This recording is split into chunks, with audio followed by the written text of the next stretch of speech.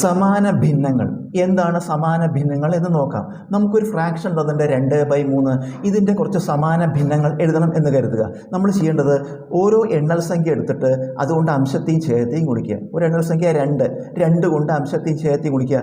ഈ 2 4 3 6. മറ്റൊരെണ്ണൽ സംഖ്യ എടുക്കുക 3 അംശത്തെയും ഛേദത്തെയും ഗുണിക്കുക.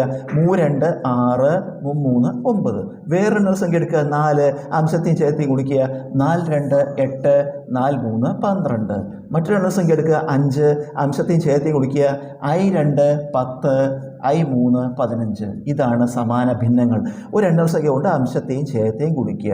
നമുക്ക് മറ്റൊരു ഭിന്നസംഖ്യ 3/5 തന്നിട്ട് ഇതിന് കുറച്ച് സമാന ഭിന്നങ്ങൾ എഴുതാം. ഒരു എണ്ണൽ സംഖ്യ എടുക്കുക 2 അംശത്തെയും ഛേദത്തെയും ഗുണിക്കുക. 23 6 5 10. മറ്റൊരെണ്ണൽ സംഖ്യ എടുക്കുക 3 അംശത്തെയും ഛേദത്തെയും ഗുണിക്കുക.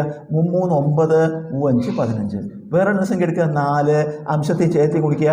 4 3 12 4 5 20. വേറെ എണ്ണൽ സംഖ്യ എടുക്കുക 5 അംശത്തെയും ഛേദത്തെയും ഗുണിക്കുക.